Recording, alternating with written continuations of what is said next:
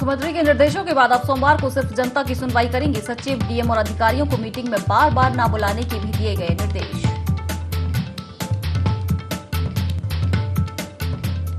वित्त मंत्री प्रेमचंद अग्रवाल की अनूठी पहल। प्रदेश का बजट बनाने से पहले संवाद कार्यक्रम के तहत विभिन्न समूहों से लेंगे सुझाव। मुख्यमंत्री की अध्यक्षता में होगा संवाद। हल्द्वानी में इंडेन के हजारों उपभोक्ताओं की जान से हो रहा खिलवाड़। गैस एजेंसी संचालकों ने मानी गलती।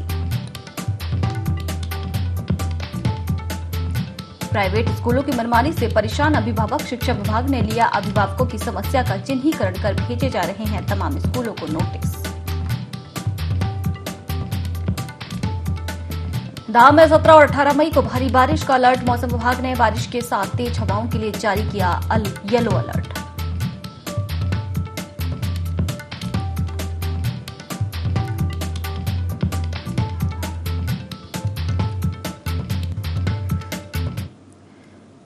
बहुत स्वागत है आप सभी का इंडिया 24 में। नमस्कार, मैं हूं आपके साथ वर्षा।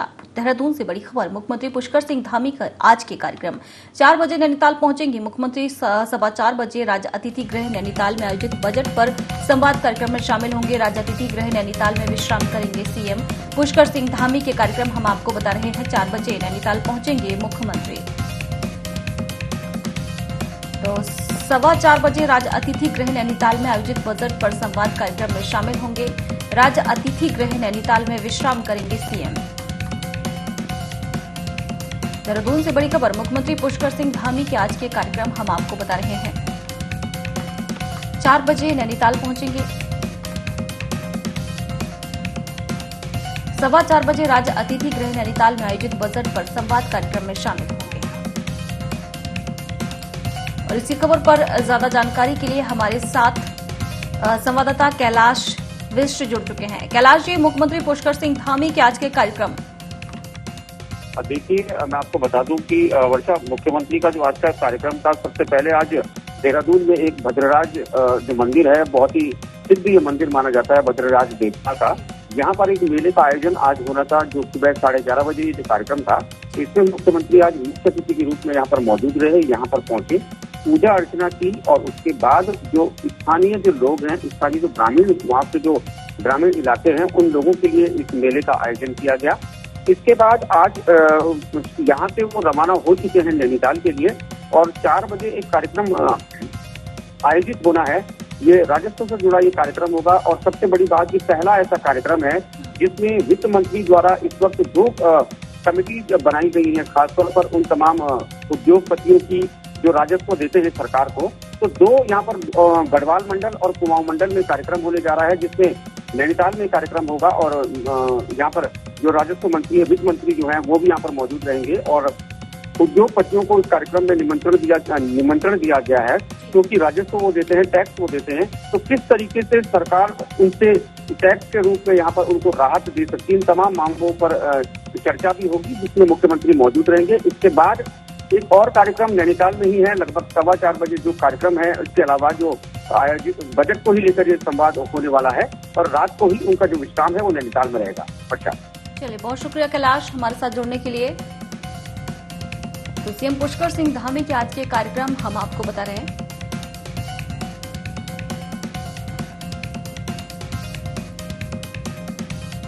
राज्य अतिथि गृह नैनीताल में विश्राम करेंगे सीएम पुष्कर सिंह धामी।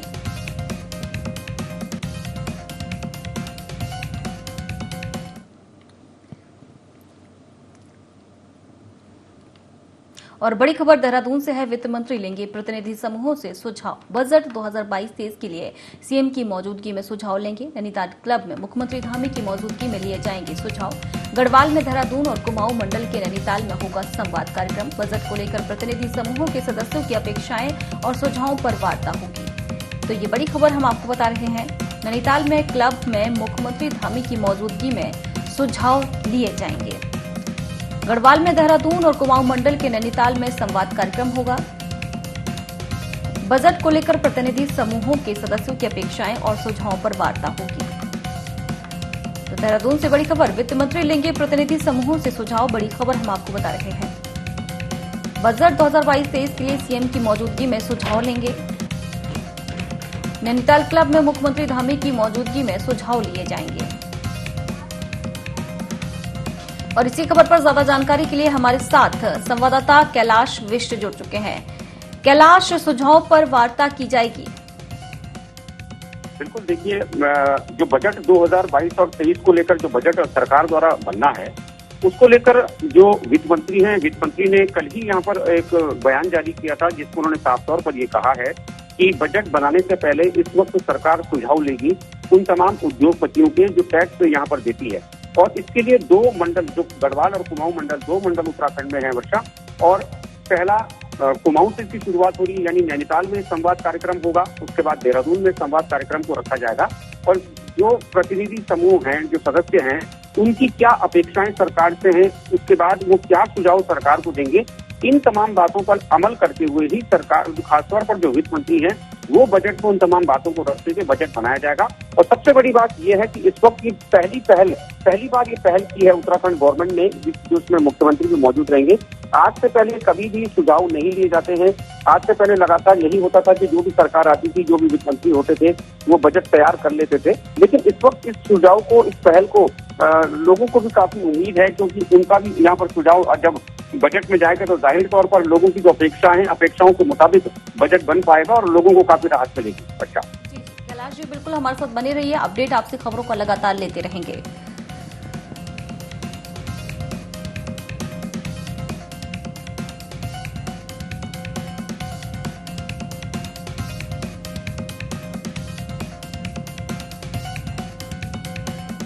तो ये बड़ी खबर, और बड़ी खबर देहरादून से। सोमवार को सिर्फ जनता और जनप्रतिनिधियों की बात सुनेंगे सचिव। सभी सचिवों को बार बार डीएम और फील्ड के अधिकारियों को मीटिंग के नाम पर सचिवालय न बुलाने के भी निर्देश दिए गए हैं। मुख्य सचिव ने इस संबंध में आदेश जारी किए हैं। तो सोमवार को सिर्फ जनता और जनप्रतिनिधियों की बात सुनेंगे सचिव। देहरादून से बड़ी खबर, सभी सचिवों को बार बार डीएम और फील्ड के अधिकारियों को मीटिंग के नाम पर सचिवालय न बुलाने के भी निर्देश दिए गए हैं। हमारे सहयोगी कैलाश विष्ट हमारे साथ लगातार बने हुए हैं। कैलाश जी, सिर्फ जनता और जनप्रतिनिधियों की बात सुनेंगे सचिव? बिल्कुल, देखिए, ये बहुत ही महत्वपूर्ण यहाँ पर मैं आपको बता दूं कि जिस तरीके से कुछ दिनों पहले मुख्यमंत्री ने साफ तौर पर यह निर्देश दिया था कि अब जो जनता है, जनता के कामों को लेकर किसी भी अधिकारी ने अगर नाफरमानी की तो उसके खिलाफ दंडात्मक कार्रवाई की जाएगी। सबसे पहले उन्होंने, मैं आपको बता दूं कि शुरुआत अपने ही कार्यालय यानी मुख्यमंत्री कार्यालय यानी सीएमओ से यहाँ पर की थी। उसके बाद सचिवालय में उन्होंने साफ तौर पर निर्देश दिया था कि कोई भी कर्मचारी अगर 9:30 बजे के बाद आता है तो उस पर दंडात्मक कार्रवाई की जाए, जिसका असर साफ तौर पर यह देखने को मिल रहा है कि समय से कर्मचारी, अधिकारी सचिवालय और अन्य विभागों में पहुंच रहे हैं। उसके बाद जब मुख्य सचिव ने इसके संबंध में एक और आदेश जारी किया कि जो जनता है और जो जनप्रतिनिधि हैं, उनको अक्सर अधिकारी समय नहीं दे पाते थे, जिसके चलते उन लोगों को दर दर की ठोकरें खानी पड़ती थी बच्चा। तो अब राज्य में जो सचिव स्तर के जो अधिकारी हैं, वो हर सोमवार को जनता और जो जनता के जो जनप्रतिनिधि हैं, उनकी समस्याओं का संज्ञान लेंगे। और साथ ही ये भी यहाँ पर फरमान जारी किया है कि जो जिलाधिकारी होते हैं या फिर जो फील्ड में जो कर्मचारी और अधिकारी रहते हैं तैनात, उनको अक्सर मीटिंग के लिए सचिवालय बुलाया जाता है, जिसके चलते उनके कामों पर व्यवधान आता है, उनके कार्य अधूरे हो जाते हैं। तो ये भी इस वक्त इस निर्देश में जारी किया गया है कि उनकी समीक्षा अगर करनी है तो मंगलवार और गुरुवार 2 दिन हफ्ते में तय किए जाएं और उनको अमूमन सचिवालय में ना बुलाया जाए, इसलिए ताकि उनका जो काम है उस काम में किसी तरह का कोई रुकावट पैदा ना हो। चलिए, बहुत शुक्रिया हमारे साथ जुड़ने के लिए कैलाश जी।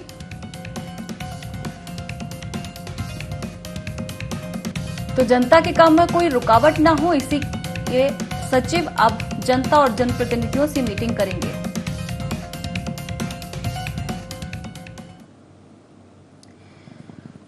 और उत्तराखंड में बजट 2022-23 में जन सहभागिता सुनिश्चित करने के लिए पहली बार संवाद कार्यक्रम रखा जा रहा है। Pre budget stake holders consultation के तहत इसका आयोजन किया जा रहा है, जिसमें वित्त मंत्री के साथ मुख्यमंत्री पुष्कर सिंह धामी मौजूद रहेंगे। गढ़वाल के नैनीताल और कुमायूं मंडल के लिए देहरादून में आयोजित होगा, जिसमें बजट में उनके सुझावों के अनुसार कल्याणकारी योजनाओं को शामिल किया जा सके। संवाद कार्यक्रम में hotel, restaurant, tour operator, trade association और सिटकुल समेत कई एसोसिएशन शामिल होंगे। सबका साथ, सबका विकास और सबका विश्वास की भावना के साथ आगामी बजट पेश किए जाएंगे। बजट में राज्य के सुगम और दुर्गम दोनों इलाकों के लोगों को फायदा मिले, इसका खास तौर पर ध्यान रखा जाएगा।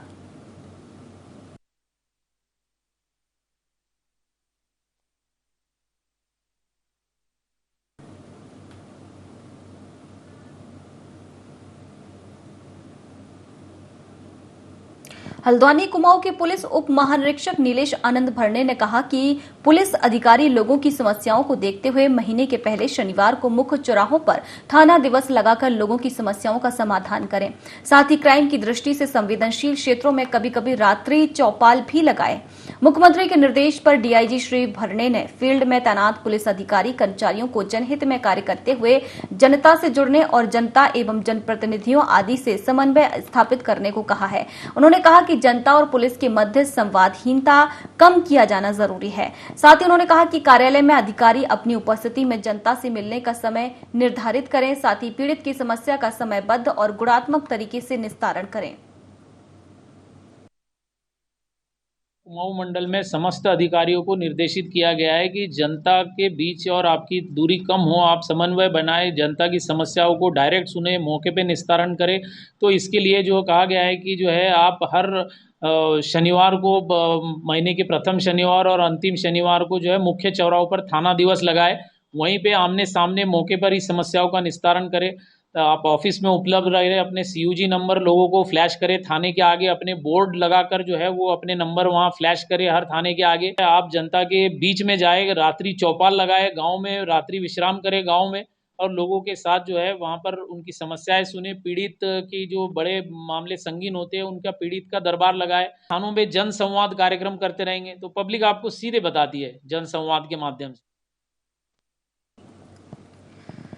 बाजपुर के विद्युत विभाग कार्यालय में महिलाओं ने आम आदमी पार्टी की प्रदेश उपाध्यक्ष सुनीता टम्टा के नेतृत्व में एसडीओ का घेराव किया। इस दौरान महिलाओं ने विद्युत विभाग के अधिकारियों से जल्द मीटर लगवाने और विजिलेंस टीम द्वारा किए गए मुकदमों को वापस लेने की मांग की है। बता दें कि बाजपुर की रामराज रोड स्थित एक प्राइवेट कॉलोनी में बीते दिनों विद्युत विभाग की विजिलेंस टीम ने छापेमारी कर विद्युत चोरी करते हुए कई लोगों पर कार्रवाई की थी, जिसके चलते विद्युत विभाग की विजिलेंस टीम ने पुलिस में विद्युत चोरी करने वाले लोगों के खिलाफ विभिन्न धाराओं में मुकदमा दर्ज कराया था, जिससे आक्रोशित होकर महिलाएं आम आदमी पार्टी के प्रदेश उपाध्यक्ष सुनीता टम्टा के नेतृत्व में अनाज मंडी स्थित विद्युत विभाग कार्यालय में एकत्र हुई, जहां महिलाओं ने एसडीओ गुलशन बुलानी का घेराव किया। इस दौरान महिलाओं ने एसडीओ से विजिलेंस टीम द्वारा किए गए मुकदमों को वापस लेने और सभी घरों में विद्युत कनेक्शन लगवाने की मांग की। महिलाओं ने कहा कि सभी लोगों ने कई बार विद्युत विभाग के अधिकारियों को घरों में कनेक्शन लगाने के लिए प्रार्थना पत्र दिया है, लेकिन उसके बावजूद भी अभी तक कनेक्शन नहीं लगाए गए। वहीं आम आदमी पार्टी के प्रदेश उपाध्यक्ष सुनीता टम्टा ने कहा कि कॉलोनी में रहने वाले लोगों पर दर्ज हुए मुकदमे बिल्कुल जायज नहीं हैं।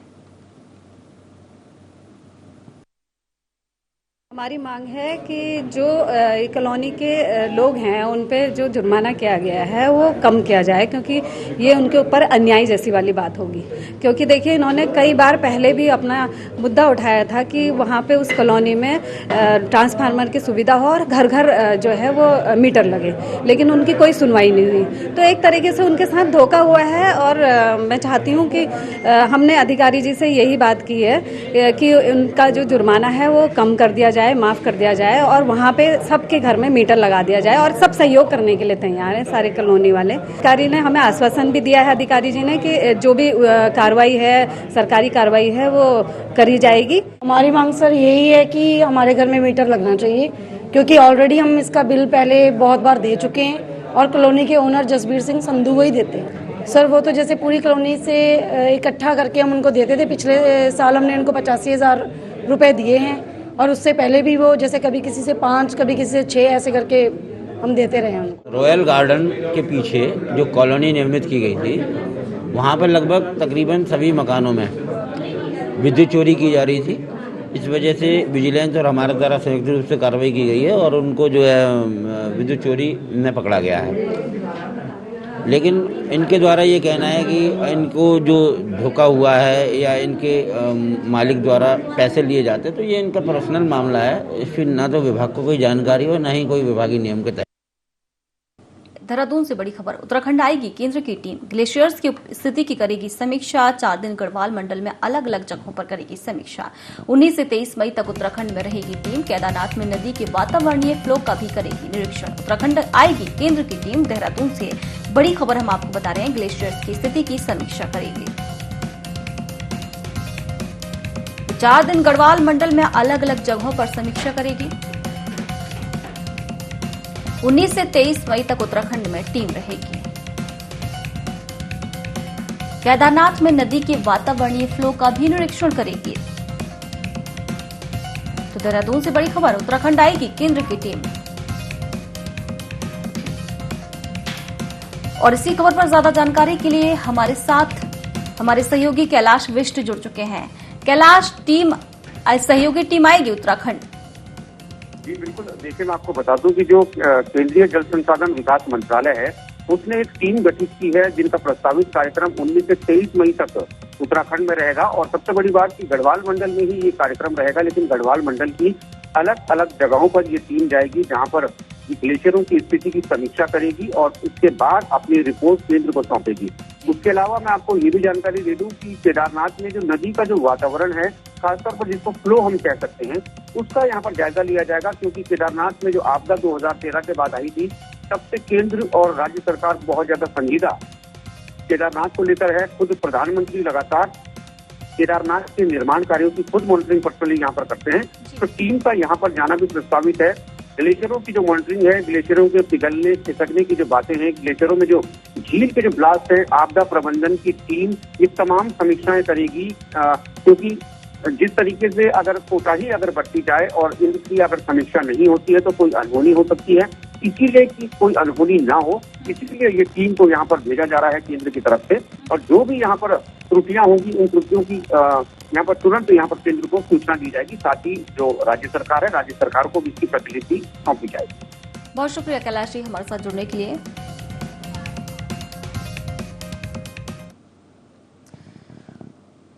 और अब देहरादून से बड़ी खबर, 20 मई को 4 ट्रेनें रद्द होंगी। देहरादून आने और देहरादून से जाने वाली 4 ट्रेनें रद्द होंगी। हरिद्वार मोतीचूर स्टेशन के बीच ब्लॉक के चलते रद्द रहेंगी ट्रेनें। देहरादून काठगोदाम और काठगोदाम देहरादून एक्सप्रेस रद्द। देहरादून सहारनपुर और सहारनपुर देहरादून पैसेंजर ट्रेन रद्द की गई है।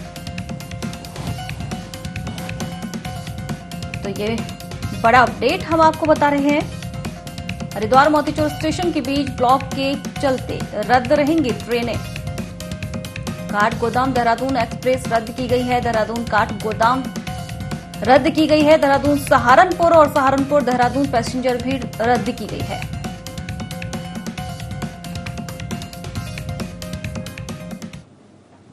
कोटद्वार में अभिभावकों ने कॉन्वेंट स्कूल के खिलाफ मुख्य प्रशासनिक अधिकारी से शिकायत की है। पुलिस प्रशासन पर मनमानी फीस लिए जाने के आरोप लगाए हैं। वार्षिक लैब कर्मचारी परियोजना सभी तरह के अलग अलग शुल्क फीस में लिए जा रहे हैं। कोरोना की मार से जूझ रहे अभिभावक को कई समस्याओं का सामना करना पड़ रहा है। अभिभावकों ने विरोध करने पर उनके बच्चों को परेशान करने के आरोप लगाए हैं और एक ही परिवार से कॉन्वेंट स्कूल में अधिक बच्चे पढ़ने पर कोई छूट नहीं दी जा रही, जिससे गरीब और मध्यम वर्गीय परिवार काफी परेशान है। वहीं शिकायत मिलने के बाद अधिकारी ने स्कूलों को नोटिस भेज दिया। विद्यालय से ये शुल्क के संबंध में कि बच्चों से कॉन्वेंट स्कूल के जो बच्चों से अधिक फीस ली जा रही है, प्रधानाचार्य को एक नोटिस दे दिया है कि इन बिंदुओं पर शिकायत मिली है, अपना स्पष्टीकरण दें और इसके बाद जो है इस पर जांच की जाएगी। और हल्द्वानी में उपभोक्ता के घर एक्सपायर हो चुका इंडेन का सिलेंडर पहुंचने से कंपनी पर सवाल खड़े हो गए हैं। लाल डांट क्षेत्र में उपभोक्ता के घर 11 महीने पुराना सिलेंडर पहुंचा है।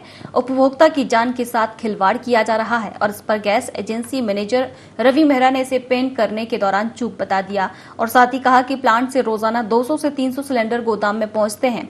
ऐसे में हर सिलेंडर पर लिखी तारीख देखना संभव नहीं है। वहीं मामले की खबर मिलते ही कंपनी ने कुछ घंटों बाद ही ग्राहक को नया सिलेंडर पहुंचा दिया।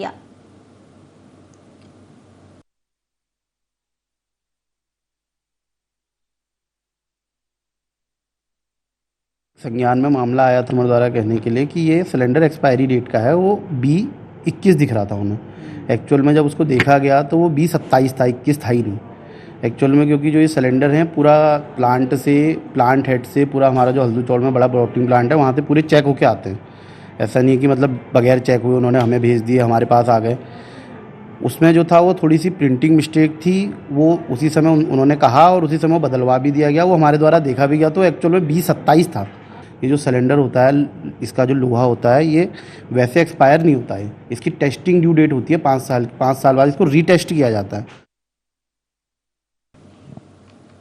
दिनों दिन जंगलों में बढ़ती आग की घटना को चमोली में स्वयंभू सोशल फाउंडेशन ने गंभीरता से लिया है। स्वयंभू सोशल फाउंडेशन ने कर्णप्रयाग तहसील प्रशासन के साथ बैठक की। उप जिलाधिकारी की अध्यक्षता में आग से वनों को बचाने पर चर्चा की गई और सुझाव लिए गए। प्रशासन के सहयोग से संस्था गांव-गांव जाकर स्कूली बच्चों की मदद से ग्रामीणों को जागरूक करेगी। गढ़वाली भाषा में नुक्कड़ नाटक कर वनों के प्रति जागरूक किया जाएगा। 15 दिनों का ये पूरा कार्यक्रम रहेगा। स्कूली बच्चे पेंटिंग प्रतियोगिता के जरिए भी वनों को बचाने की अपील करेंगे। 5 जून को विश्व पर्यावरण दिवस पर जिलाधिकारी प्रतिभागियों को पुरस्कार देकर सम्मानित करेंगे।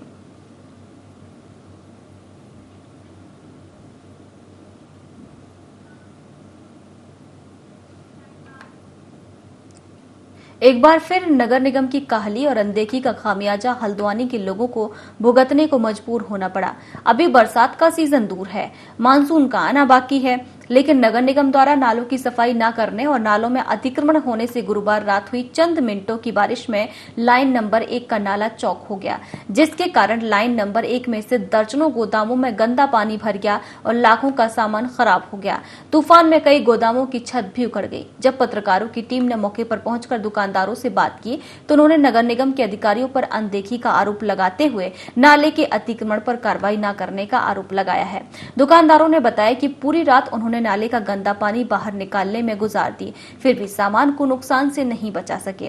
इधर मामले की जानकारी जब नगर आयुक्त पंकज उपाध्याय को दी गई तो उन्होंने बताया कि इन दिनों नालों की सफाई का काम चल रहा है। नालों के ऊपर अतिक्रमण की जानकारी है और जांच के बाद आवश्यक कार्रवाई की जाएगी। मौके पर टीम भेजकर सफाई कार्य कराने के निर्देश दिए गए हैं।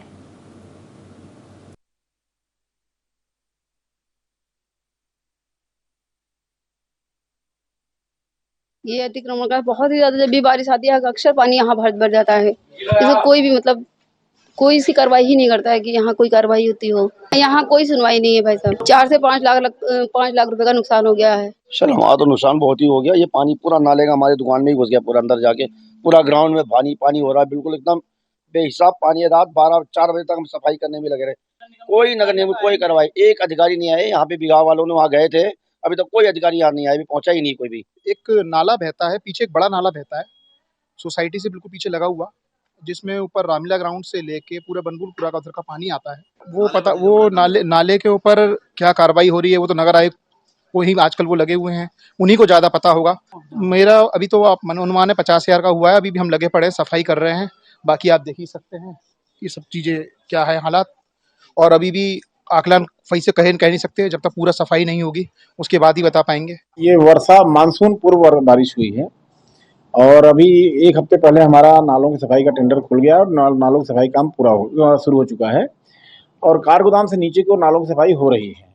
लेकिन चूंकि मानसून की पूर्व बारिश हुई है, अभी पूरे नालों की सफाई नहीं हो पाई है, तो निश्चित तौर पे कुछ नाले जो अभी सफाई नहीं जिनकी हुई है उसमें जब पानी ज़्यादा आया तो उसमें कुछ कूड़े सड़कों पर फैले हैं और आज प्रातःकाल से ही हमारे सभी कर्मचारी वहाँ पर लग चुके हैं और शाम तक पूरे शहर में सफाई कर दी जाएगी।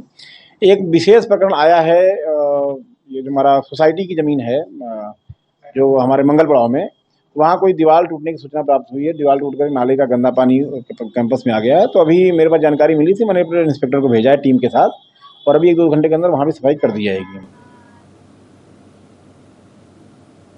कांवड़ मेले को लेकर जिला प्रशासन तैयारियों में जुट गया है। कलेक्टर ने सभी विभागीय अधिकारियों की बैठक ली और जरूरी निर्देश दिए हैं।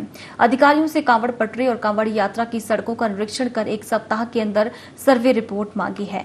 पार्किंग के पुख्ता इंतजाम करने के साथ ही जेसीबी की व्यवस्था करने के निर्देश दिए हैं। पेयजल विभाग के अधिकारियों से नारसन बॉर्डर से हरिद्वार और भगवानपुर से हरिद्वार तक 500 मीटर की दूरी पर पानी की व्यवस्था करने को कहा गया है। साथ ही कानून व्यवस्था को लेकर भी अधिकारियों को निर्देश दिए गए।